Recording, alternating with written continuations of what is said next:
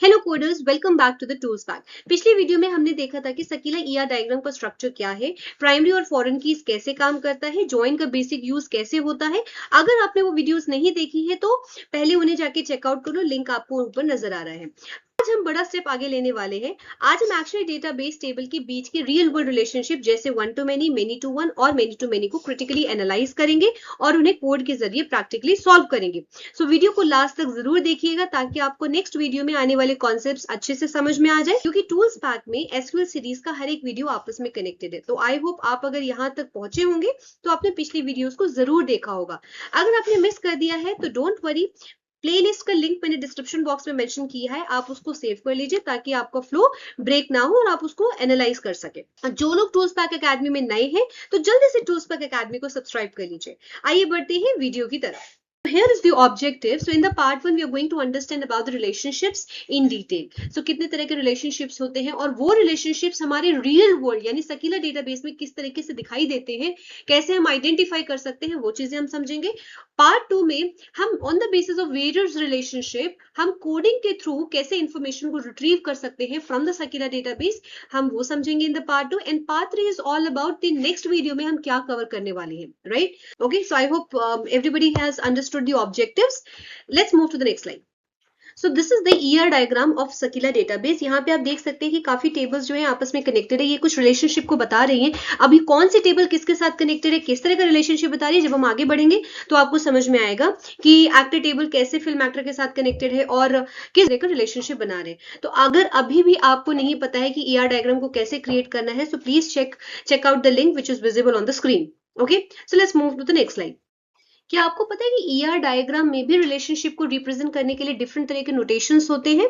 यहाँ आप देख सकते हैं कि chain notation, cross foot notation and UML notation, ये तीन तरह के नोटेशंस हैं। अब ये क्या होते हैं, वी विल सी दैट। हमने यहाँ पे एक एग्जांपल लिया है कि एंटिटीज हमारे पास है customer table and order table, और रिलेशनशिप की हम बात करने वाले हैं for the specific column which is the places. Okay, so places के बेसिस पे हम इन एंटिटीज को कनेक्ट करेंगे and how these notations are visible, किस तरीके से दिखाई देते हैं। Let's see in the next slide. So Chen notation basically represent होता है डायगोनल्स एंड रेक्टेंगल्स की शेप से। सो यहाँ पे आप देख सकते हैं एंटिटीज को आता है रेक्टेंगल की शेप से एंड रिलेशनशिप्स को रिप्रेजेंट किया जाता है डायगोनल की शेप से। सो यहाँ पे कस्टमर एंड ऑर्डर टेबल जो है वो एक रेक्टेंगल में गिवन है, और यहाँ पे जो रिलेशनशिप है वो एक प्लेसेस यानी डायमंड की शेप में प्लेसेस के अंदर आपको नजर आ रहा है। सो यहाँ पे 1 is close to the rectangle which is the entity and n is close to the order which is again the entity, and 1 to many relationship को यह यहाँ पे रिप्रेजेंट कर रहा है। सो ये होता है Chen notation where the relationships are represented in the form of diagonal and the entities are represented in the form of rectangle. Let's see the next notation. ये होता है क्रॉस फूट नोटेशन। अब क्रॉस फूट नोटेशन जो होता है कुछ इस तरह के सिंबल्स होते हैं जहां पे आपको 2 स्टैंडिंग लाइंस दिख रही है, कई बार 1 स्टैंडिंग लाइन भी दिखती है, एंड यहाँ पे आपको सर्कल दिख रहा है, यहाँ पे आपको 3 रोज दिख रहे हैं, तो इसको क्रो फूट नोटेशन बोलते हैं। These symbols are actually representing the relationship again between the 2 entities. ठीक है, सो यहाँ पे आप देख सकते हो 1 customer can place many orders. Logically अगर हम देखें तो 1 customer can place many orders, so यहाँ पे 1 to many रिलेशनशिप है, राइट? सो ये क्रॉस फूट नोटेशन होता है। यहाँ पे जो 3 आपको दिख रहा है ये मल्टीपल रिलेशनशिप को रिप्रेजेंट कर रहा है, right? Okay, let's move to the next notation. UML notation क्या होता है, इसको हम बोलते हैं यूनिफाइड मॉडलिंग लैंग्वेज। इसका फुल फॉर्म होता है यूनिफाइड मॉडलिंग लैंग्वेज। यहाँ पे भी वही होता है, रेक्टेंगल एंड रिलेशनशिप के लिए डायगोनल आप यूज करते हैं, बट यहाँ पे एस्ट्रिक साइन आता है फॉर द मेनी साइड्स। सो यहाँ पे customer can place many order, so instead of using that crow notation यहाँ पे एस्ट्रिक साइन आ जाता है for representing the many relationship. Different types of notation की बात हो गई, अब बात करते हैं रिलेशनशिप्स की, राइट? तो यहाँ पे आप देख सकते हो 1 to 1 रिलेशनशिप। आधार कार्ड और पर्सन के बीच में क्या रिलेशनशिप है? So a person must have exactly 1 Aadhaar card. एक पर्सन का एक ही आधार कार्ड होगा एंड एक आधार कार्ड एसोसिएटेड होगा एक ही पर्सन के साथ, राइट? सो इसको हम बोलते हैं 1 to 1 रिलेशनशिप। यहाँ पे कोई दोराहे है ही नहीं कि यहाँ पे डुप्लीकेसी है ही नहीं, तो जहां पे कोई दोराहे नहीं है वहां पे हम यूज करते हैं 1 to 1 relationship, right? Database architecture के मुताबिक एक स्टोर का सिर्फ एक ही मैनेजर हो सकता है और एक मैनेजर एक ही स्टोर को मैनेज करेगा। सो स्टोर टेबल के अंदर जो मैनेज स्टाफ आईडी है वो स्टाफ टेबल से डायरेक्टली यूनिकली लिंक है, जो एक स्ट्रक्चरल 1:1 बॉन्ड सेटअप करता है। One to many and many to one relationship सबसे ज्यादा यूज होने वाला रिलेशनशिप है इन द रियल वर्ल्ड। जैसे मैंने अभी डिस्कस किया था कि customer can place many orders and many orders can be place by one customer. So one to many and many to one relationship को ये रिप्रेजेंट करता है। Let's see in the Sakila database. अगर हम Sakila database में customer और payment table को देखते हैं तो एक सिंगल कस्टमर मल्टीपल टाइम्स पे करके मूवी रेंट पर ले सकता है। सो एक कस्टमर्स के पास मेनी पेमेंट हो सकते हैं। उसी तरह अगर आप पेमेंट टेबल की तरफ से देखेंगे तो बहुत सारी पेमेंट किसी एक यूनिक कस्टमर से बिलोंग करती है। इसे हम मेनी टू वन कहते हैं या वन टू मेनी भी कह सकते हैं। दोनों एक ही कॉइन के दो साइड्स हैं। So this is many to many relationships. यहाँ पे आप तीन टेबल दे सकते हो, student and student course table. Now student table is basically for only the specific students detail and course table में हम स्पेसिफिकली कोर्स डिटेल को मेंशन करते हैं। तो स्टूडेंट टेबल में ID, name, date of birth and address है, उसके respective information. Courses में course ID and course name है। Now one students can purchase many courses and many courses can be assign to one student. Similarly many students can purchase same courses and same courses can be assign to many students. तो ये many to many relationships का फंडा है। SQL जो होता है वो many to many relationships को जंक्शन टेबल, जो स्टूडेंट कोर्स टेबल है, जंक्शन टेबल की हेल्प से हैंडल करता है। स्टूडेंट टेबल की जो प्राइमरी की है that is ID and course table की जो प्राइमरी की है दैट इज कोर्स आईडी को किया है स्टूडेंट कोर्स टेबल में, which is actually behaving like a foreign key in the junction table. So junction table वो होती है जहां पे हम मल्टीपल फॉरेन कीज को मेंशन कर सकते हैं, right, which actually handles the many to many relationships. Let's see कि सकीला डेटाबेस में जंक्शन टेबल कौन से दो टेबल्स के बीच में बनाई गई है। Okay, so let's proceed. So Sakila में फिल्म और एक्टर टेबल को देखो।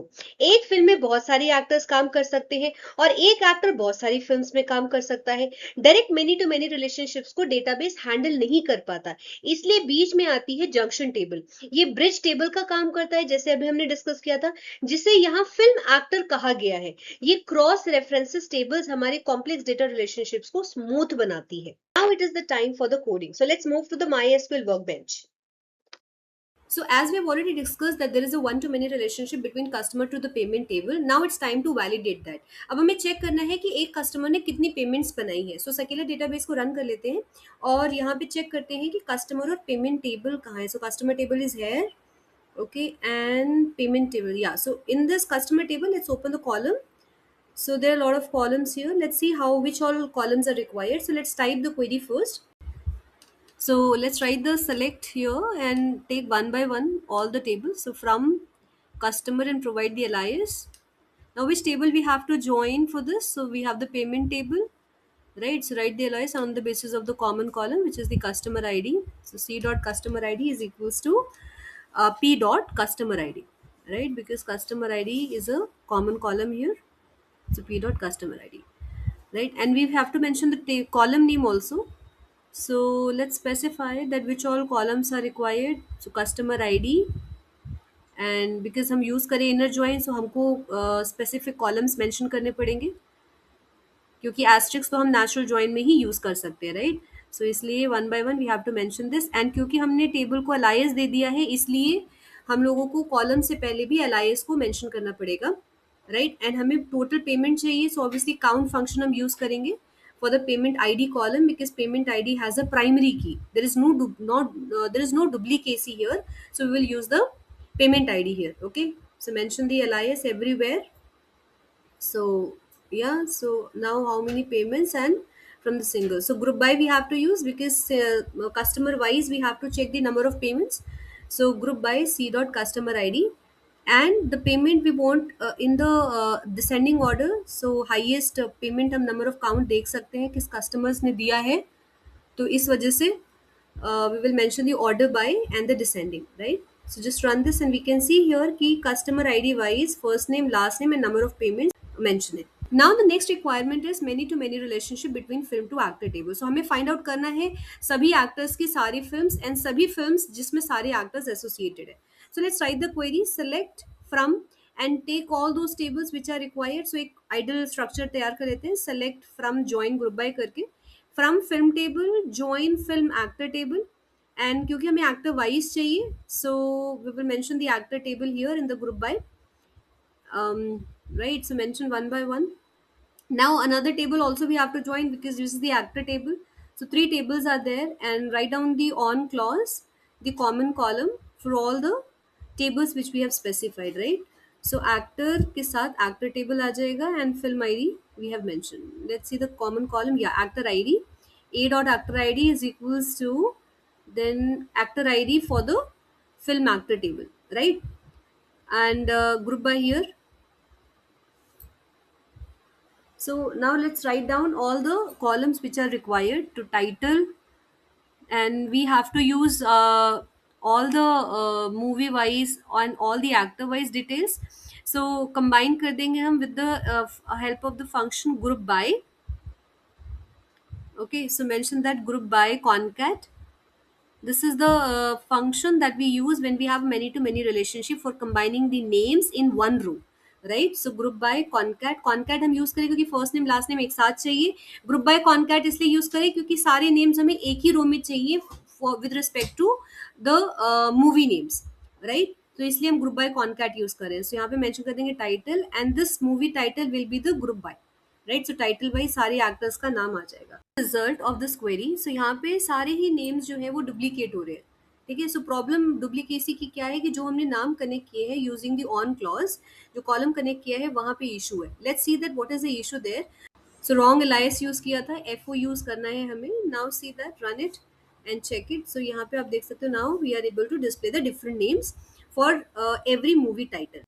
मुझे उम्मीद है आपको कोड रिलेशनशिप्स का प्रैक्टिकल इंप्लीमेंटेशन हमेशा याद रहेगा. बट चूंकि डेटा मैनिपुलेशन सीरीज यहाँ खत्म नहीं होती है, हमारा नेक्स्ट वीडियो बहुत ज़्यादा हाई वैल्यू होने वाला है जहाँ हम डीप डाइव करने वाले हैं और सीखेंगे स्टोर प्रोसीजर और ट्रिगर्स कैसे लिखे जाते हैं ऑटोमेशन के लिए, रिलेशनशिप ट्रैकिंग को अल्ट्रा फास्ट बनाने के लिए विंडो फंक्शन का यूज कैसे किया जाता है, एनालिटिक्स के सबसे basic building blocks rank, dense rank and row number के बीच का फर्क क्या है.